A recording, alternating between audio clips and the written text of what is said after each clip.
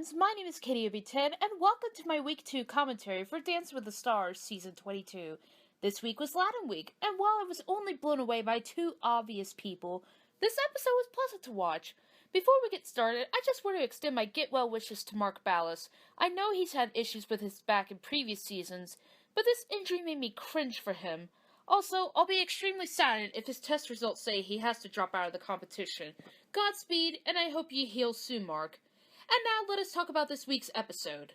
We kicked off Latin Night with Jody and Keo, and they provided a samba for us. The content was great. I appreciated Jody loosening up a bit. You know, having a little bit of fun. And holy Jesus, Keo's abs. They are to die for. The performance value from Jody this week was a great improvement for the previous week.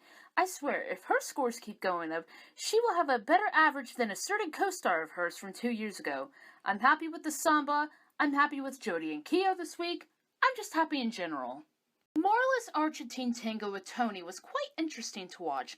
Her leg work is incredible, her frame is phenomenal, I love her lines. But here's the thing. The live band didn't do Ed Sheeran justice. I agree with Bruno. It seems Marla is holding back. However, it was a clean-cut performance, and I'm a sucker for the lifts. That one was perfect. Overall, if I was a judge, I'd give Marla and Tony a 7. Geraldo? What the actual fuck was that? I didn't pay attention to what he was performing, nor did I care to look it up. I've seen horrible dances before this season premiered, but Geraldo fucking Rivera takes the damn cake. To be fair, he's not Master P bad, but he's still god-awful.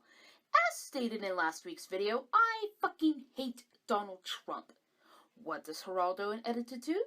Perform a parody of Donald Trump and his trophy wife. God damn it. And he says he's a friend of Trump's. Really?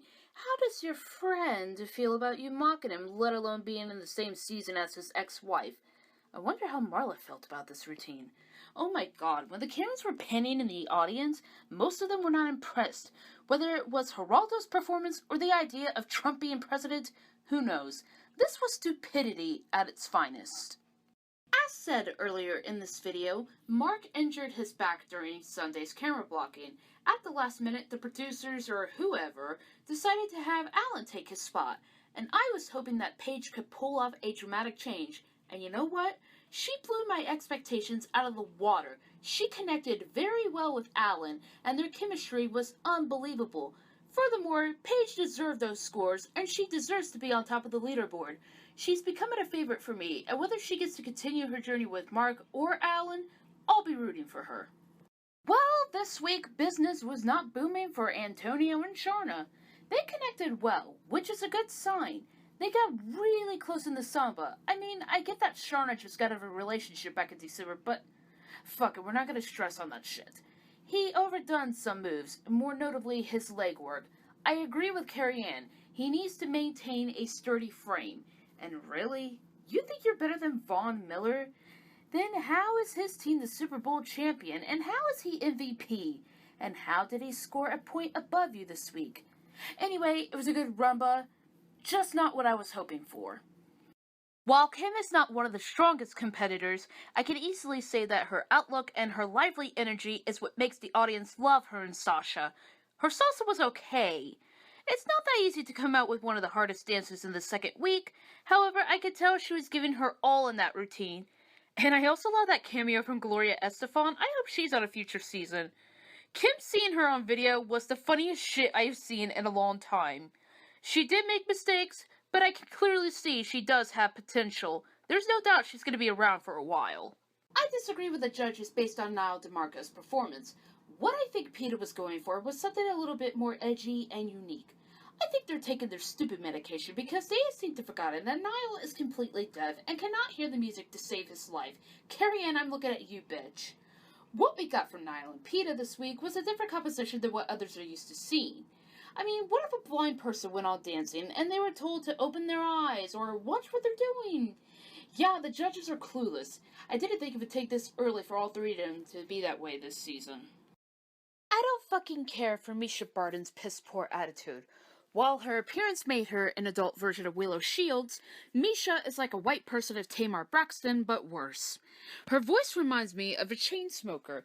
I honestly wanted to slap the flying fuck out of her for being so disrespectful to Artem and not listening to the judge's critique. Her dance had no sort of improvement whatsoever. She was still walking. Fucking walking. She looked miserable. Her behavior is making the viewers come to the conclusion that she doesn't even want to be part of the show. She made me want to fucking root for Geraldo. Now that's bad. The magic that I saw with Von Miller and Whitney Carson last week was definitely not in this week's performance. I do enjoy his quirky personality. The content in this performance was not too great, but not too horrible. They need to work a little bit more on their chemistry. Whitney's choreography has been questionable with people since her win with Alfonso Ribeiro, and while I agree that she can't duplicate magic, I can defend her by saying she's doing her damnedest, whether people like it or not. I said this on Twitter, and I'll say this on here. Wanya Morris gives me a vibe that is a mixture of Alfonso Ribeiro and Kyle Massey. And you know what? I'm perfectly fine with that. He and Lindsay are definitely crowd pleasers. I mean, you have to be, considering you're a member of one of the most successful R&B groups of all time. Their salsa was fun to watch. They had the right element. Their energy was on fire. I'm curious, though, why does their song sound so familiar? Hang on, let me research something.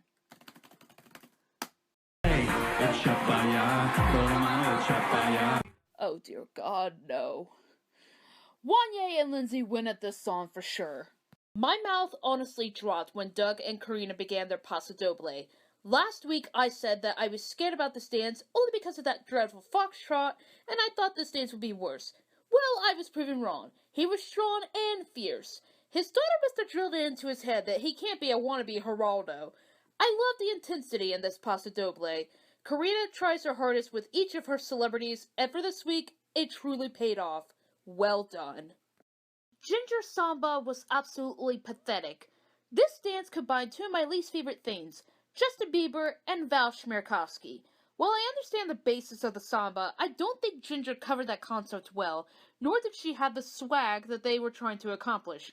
I want to see sexy, just clean sexy, not Val's vision of it. And am I the only one who thinks his choreography is fucking boring? Ginger is underwhelming for me, and I think she's going to be lost in the shuffle in the weeks to come if she doesn't step up her game. As Lynn said, supply and demand.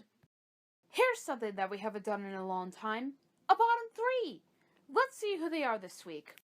Okay, I did not see this coming. My predictions rarely come true the first time around, and I'm honestly shocked.